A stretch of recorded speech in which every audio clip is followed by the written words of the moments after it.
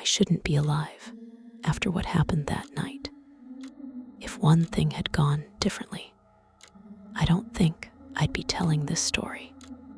This was December 15th, 2018, at a corporate holiday party in downtown Chicago.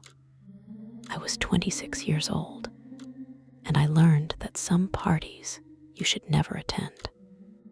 I worked as a junior accountant at a mid-sized consulting firm called Meridian Solutions.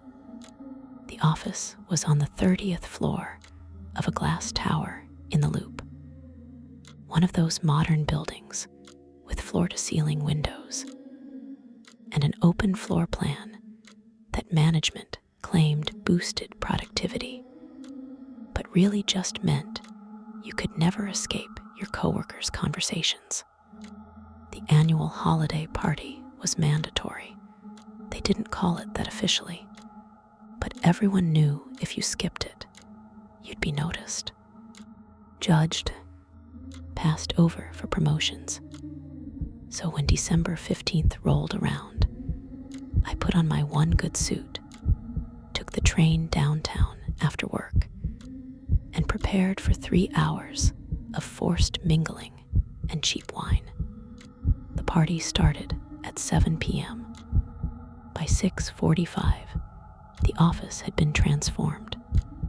They'd pushed all the desks to the sides of the floor, creating a large open space in the center.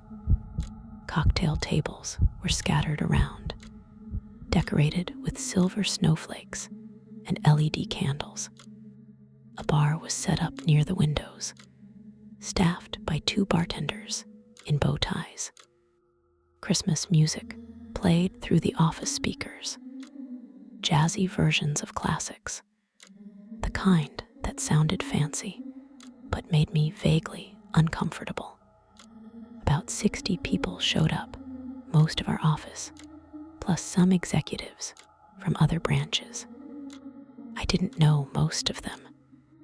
Meridian had 800 employees across 4 cities, and the Chicago office was just one piece. I grabbed a beer from the bar and found a corner near the windows where I could look busy while avoiding conversation.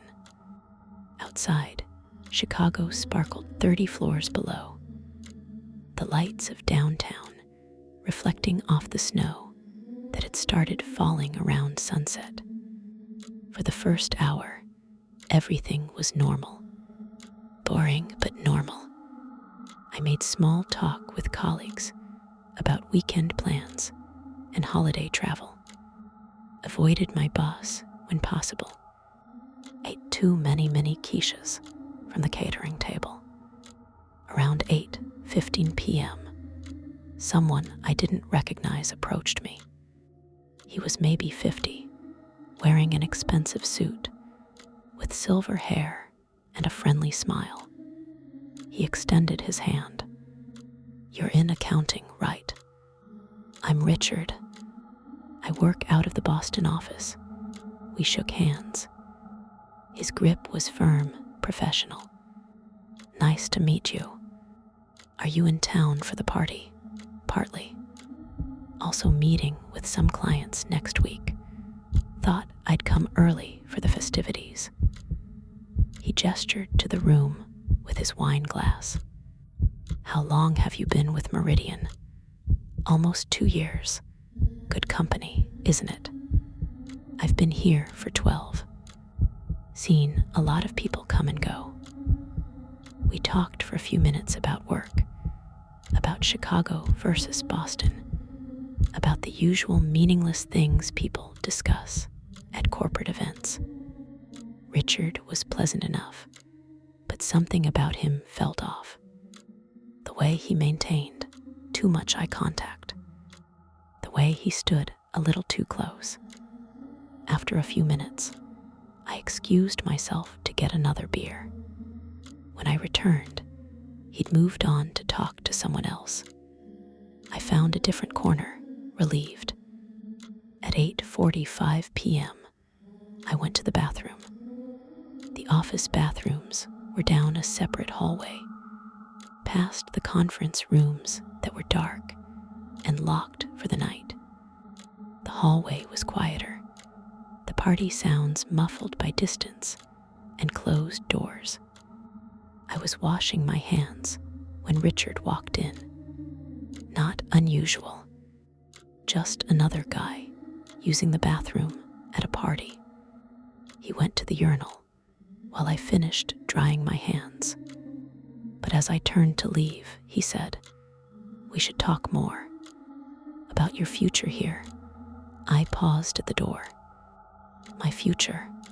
There are opportunities at Meridian for people who are smart, who understand how things really work. He sipped up, moved to the sink. Not everyone sees them, but I think you could. It felt like a recruiting pitch, maybe for some internal program I didn't know about. I'm happy in my current position. Of course you are. Everyone says that. He smiled at me in the mirror until they see what else is possible. Something about the conversation made my skin crawl. I left without responding, heading back to the party. I tried to avoid Richard for the rest of the party, but he kept appearing. At the bar when I went for another drink, near the catering table when I grabbed food, standing by the windows when I went to look at the view. He wasn't obviously following me. There were 60 people in the office, everyone circulating.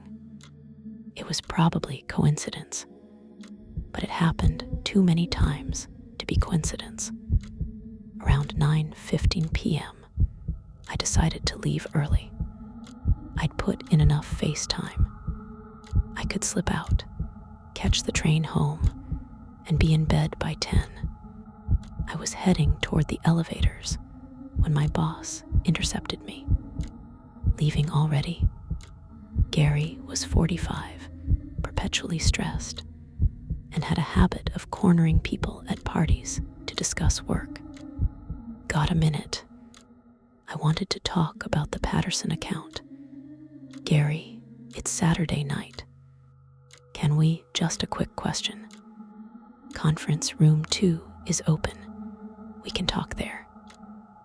I followed him reluctantly down the dark hallway, past the bathrooms. Conference room 2 was the smaller one, with a table that seated maybe 8 people. Gary flicked on the lights and closed the door behind us. Listen, I've been meaning to ask you about the numbers you sent me on Friday. He talked for maybe 10 minutes while I stood there, exhausted and bored, wishing I'd left earlier.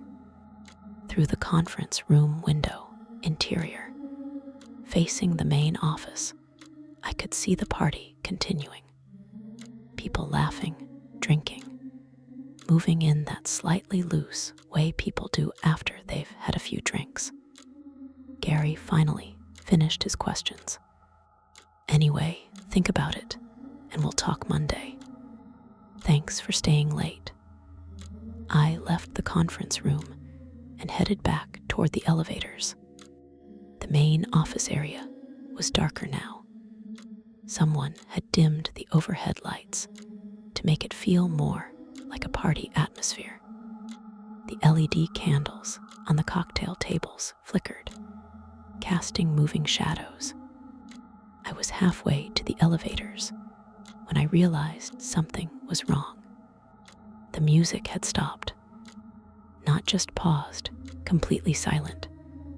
The office speakers that had been playing Christmas jazz were quiet, and the office itself seemed quieter too. Less conversation, fewer voices. I looked around. There were still people scattered around the space, standing in small groups, holding drinks. But something about them looked off. They were too still, too quiet. Nobody was talking. They were just standing there. I walked closer to the nearest group, 3 people from sales that I vaguely recognized. They were facing each other in a triangle, holding wine glasses, frozen in place like mannequins. "Hey," I said. "You guys okay?" None of them moved. Didn't blink. Didn't acknowledge me. I waved my hand in front of one woman's face. Nothing. My heart started beating faster. This was wrong. This was very, very wrong. I looked around the office. Every person I could see was motionless. Maybe 20 people scattered around the floor, all frozen in place, their eyes open but unseeing. "What the hell?" My voice echoed in the silent office. I pulled out my phone to call 911, but before I could dial, I heard a voice behind me. "They can't hear you." I spun around. Richard was standing near the windows, still holding his wine glass. Unlike everyone else, he was moving, smiling at me. "What did you do to them?" My voice came out high, panicked. "Nothing permanent. They're just..." Paused. Think of it as hitting the pause button on a movie. "They'll be fine when we're done talking." I backed away from him, my phone clutched in my hand. My mind was racing, trying to find a logical explanation. This was impossible. People don't just freeze in place. This had to be a prank, some elaborate setup. But I just stood right in front of that woman from sales, and she hadn't moved, hadn't blinked, like she wasn't even there. "This isn't real," I said. "This can't be real." "Oh, it's very real." Richard took a step toward me. "I told you there were opportunities at Meridian for people who understand how things really work. This is what I meant. You drugged them. You put something in the drinks. Nothing so crude. This is much more elegant, much more permanent." He gestured to the frozen people around us.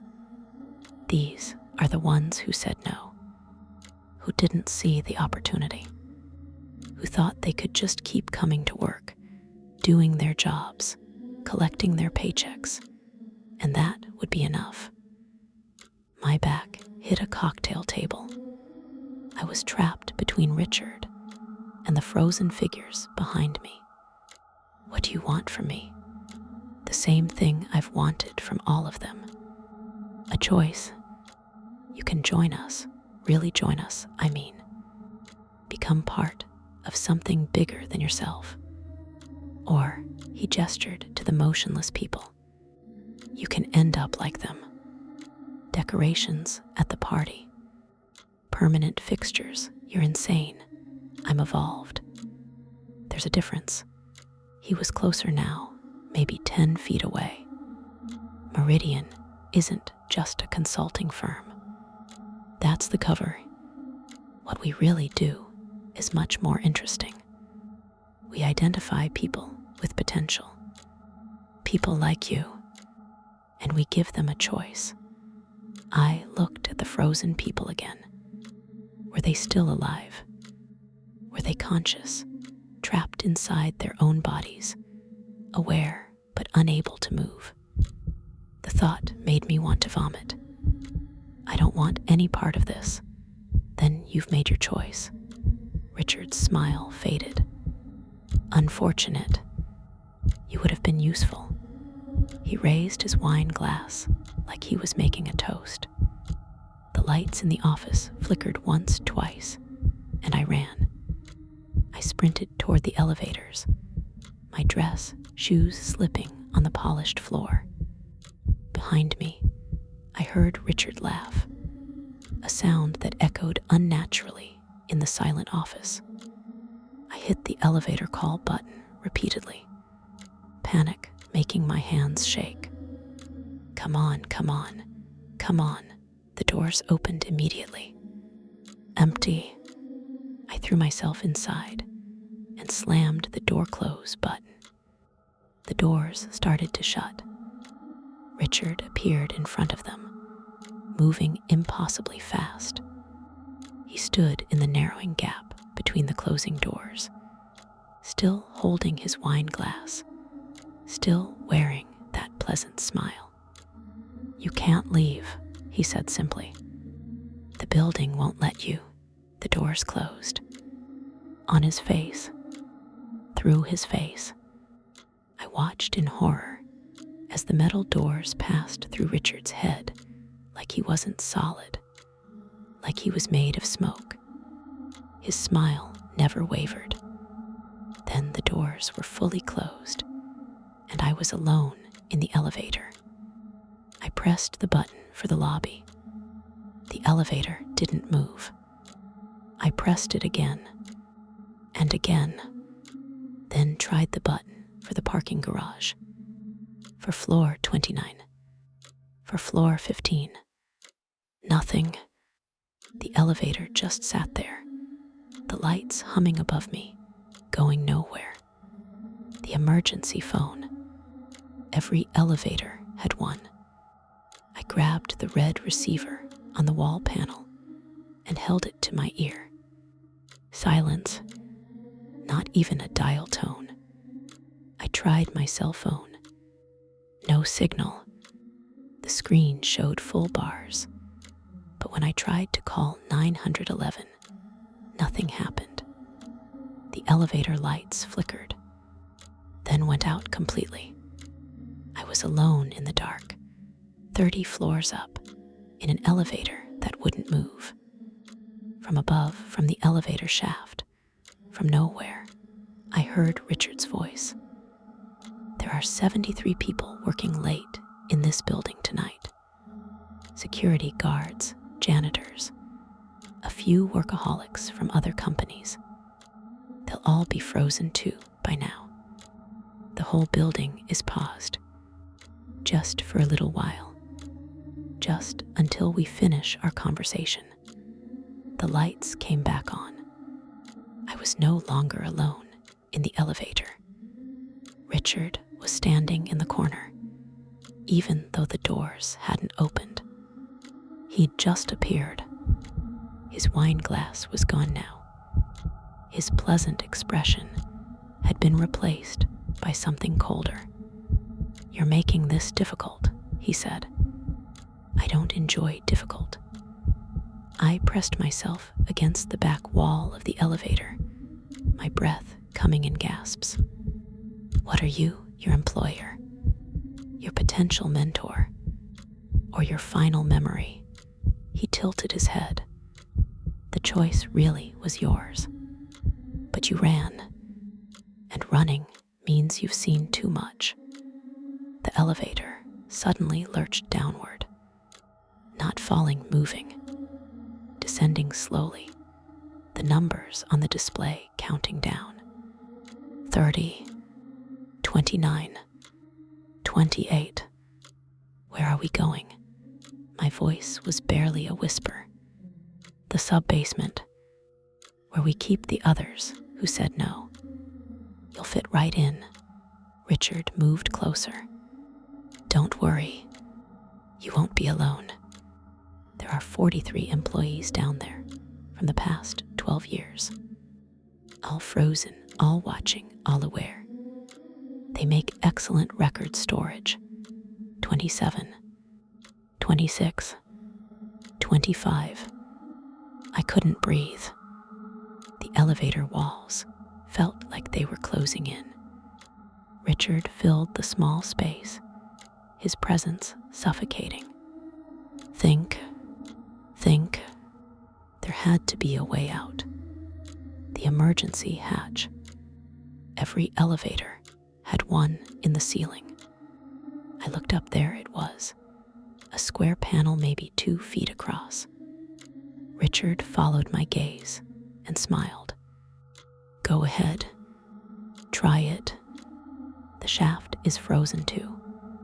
You'll just be trapped up there instead of down here. At least here you have company. 24, 23, 22. I didn't have a choice. I jumped, grabbed the edge of the hatch, and pushed. It didn't budge. I pushed harder, using all my strength, and suddenly it gave way, swinging open. I pulled myself up, my arms screaming with effort, and scrambled through the opening. The elevator shaft was dark, lit only by the faint glow of the elevator's interior light below me. I could see the cables, the walls of the shaft, the doors to other floors sliding past as we descended. 21, 20, 19. I looked down. Richard was looking up at me through the hatch, his face expressionless. "Interesting choice," he said. "Let's see how long you last." The elevator suddenly accelerated. The rush of air almost knocked me off the roof. I grabbed one of the cables, wrapping my arms around it, holding on as we plummeted downward. The floors blurred past. 18, 15, 12, 10. I couldn't hold on. The cable was slipping through my grip, my hands sweating despite the cold. But I saw something. At floor 8, the elevator doors were slightly open. Just a crack, maybe 6 inches. Enough to see light from the hallway beyond. The building wasn't entirely frozen. This floor was still active somehow. The elevator rushed past. 7, 6, 5. I made a decision that was probably suicidal. I let go of the cable and jumped toward the side of the shaft. My hands caught the edge of the open doors on floor 8. For a horrible second, I thought I'd slip, fall down the shaft after the descending elevator. But my fingers held. I dangled there, my legs swinging over the darkness below, and pulled with everything I had. I hauled myself through the narrow opening, squeezing between the doors, and collapsed onto the carpet of the 8th floor. Below me, I heard the elevator continue its descent. Then a distant crash as it hit the bottom. Then silence. I lay on the floor, gasping, my arms trembling. I was on the 8th floor of the building. I didn't know what company occupied this space. Something finance-related, judging by the logos on the walls. The lights were on. The floor was empty, but felt normal. Not frozen like the 30th floor. I pulled out my phone. Signal. 2 bars, but it was something. I dialed 911 with shaking hands. It rang. Someone answered. 911. What's your emergency? I'm trapped in an office building. Someone attacked me. They did something to people at a party. They're all frozen. And slow down, sir. What's your location? I gave them the address, told them I was on the 8th floor. The dispatcher kept me on the line, asking questions I could barely answer. My mind was scattered, jumping between what I'd seen and the impossibility of it all. Sir, stay where you are. We're dispatching units now. I heard a ding from down the hallway. The elevator. It was working again. The doors slid open. Richard stepped out, straightening his tie. He looked annoyed now, not pleasant anymore. That was clever, he said. Genuinely clever. I didn't think you had it in you. But you should know, calling for help won't change anything. They'll arrive, they'll search the building, and they'll find nothing wrong.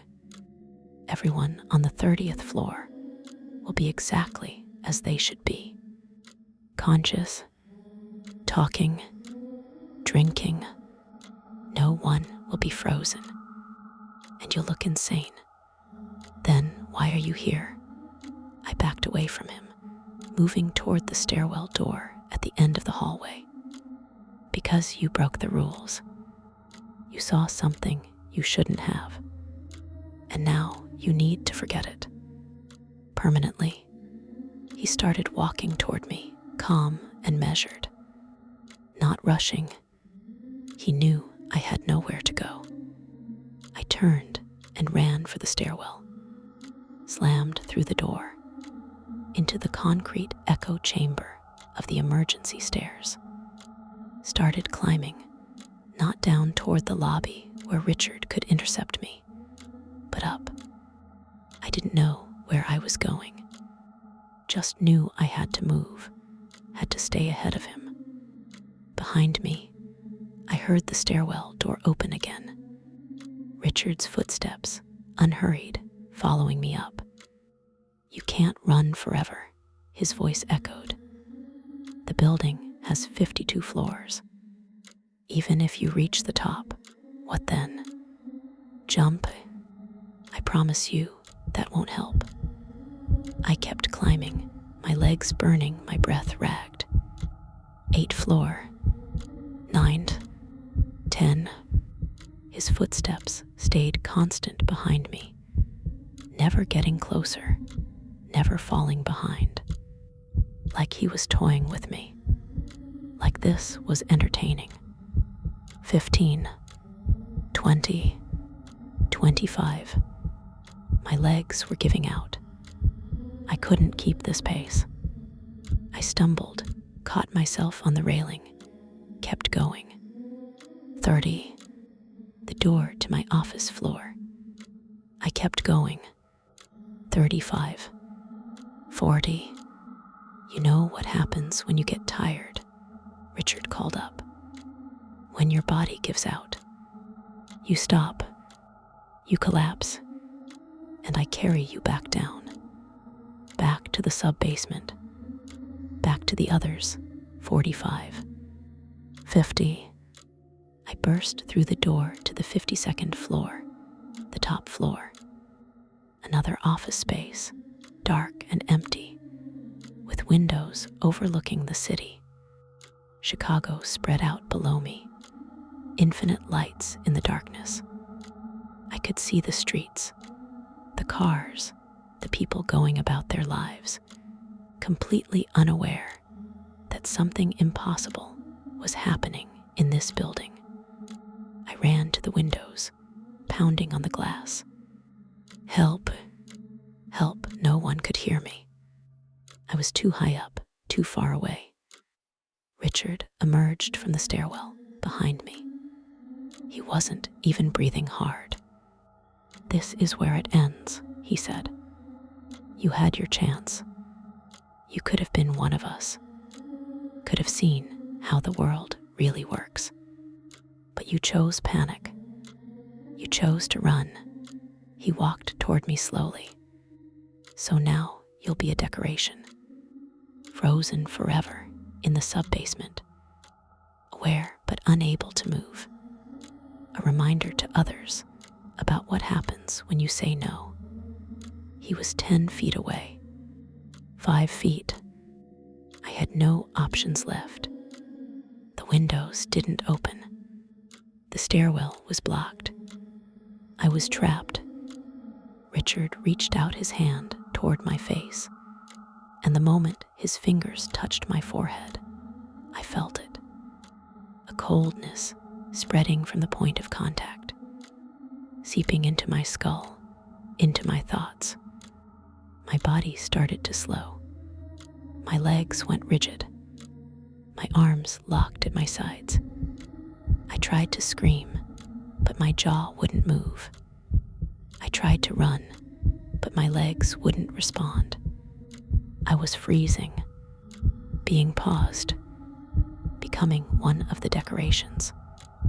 And I was still conscious, still aware, trapped inside my own body, screaming internally while my exterior went still. Richard smiled. There we go. Much better. Now let's get you downstairs with the others. The stairwell door exploded open. Police officers poured through, weapons drawn, shouting commands I could barely process. Richard's hand left my forehead. The coldness stopped spreading. Step away from him. Hands where I can see them. Richard looked annoyed. Actually annoyed. Like someone had interrupted his dinner. This doesn't concern you. We got a 911 call about an assault. You need to step back, sir. I could move again. Not much, my body was still partially frozen, but enough to stumble away from Richard, falling to my knees. He attacked me, I gasped. He did something to the people on the 30th floor. They're all frozen. You have to check. Richard was looking at me with an expression I couldn't read. Not anger.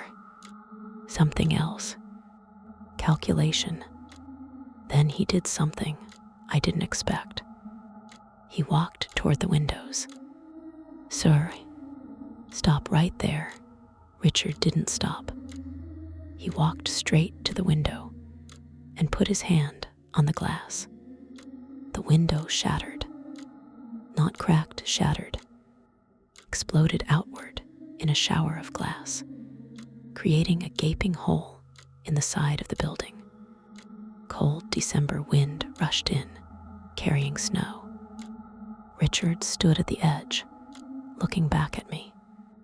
You'll forget this, he said. They all do, but I'll remember you. We'll remember you. Then he stepped through the opening and fell. The police rushed to the window, looking down, but I already knew they wouldn't see a body, wouldn't see anything. Richard wasn't human.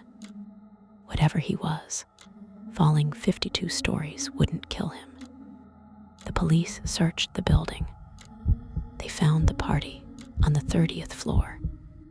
Everyone was fine, conscious, confused about why police were there. No one was frozen. No one remembered anything unusual. Just a normal office party that had been briefly interrupted by someone's paranoid delusions. My boss, Gary, said I'd left the conference room and went to the bathroom. When I didn't come back, they assumed I'd gone home early. No one had seen me run to the elevators. No one had noticed me missing for over 40 minutes. The man I described as Richard. No one matching that description worked at the Boston office. No one at any Meridian office anywhere had that name or fit that description. They found the broken window on the 52nd floor, but the building's security footage showed me smashing it myself with a fire extinguisher, then collapsing from what appeared to be a panic attack. No footage of Richard. No record of him entering the building. No evidence he'd ever existed. I was put on medical leave. Mandatory psychiatric evaluation. Everyone at work treated me differently afterward, carefully, like I might break again at any moment. I quit 3 weeks later. I couldn't explain what happened. Still can't. The psychiatrist said it was a psychotic episode brought on by stress. The police said I'd had some kind of break with reality, possibly drug-induced, though my blood tests came back clean. that I know what I saw, what I felt, the coldness spreading through my body, the frozen people at the party, Richard telling me about the ones in the sub-basement. I tried researching Meridian solutions, looking for others who'd had similar experiences, but I found nothing, just positive reviews, standard corporate information, no red flags. Either I was completely insane, or Meridian was very, very good at hiding what they really were. I moved to Seattle 6 months later, got a job at a small firm with 12 employees, an office where I know everyone, where nothing is mysterious or strange. But every December, I get an email from an address I don't recognize. No message, just a subject line that changes slightly each year. Last year, the party goes on without you. The year before, 73 new decorations this season. This year's arrived 3 days ago. We're expanding to Seattle. See you soon. I've tried blocking the address, reporting it, tracing it. Nothing works. And sometimes, late at night when I'm working late, I see someone standing outside the office windows. A man in an expensive suit, silver hair, watching me, always watching. We made it out of this one, but the darkness runs deep. If you think you can handle it, check out the other cases on the channel. Don't risk losing the signal. Like, subscribe, and turn on the notification bell. The next investigation is starting now.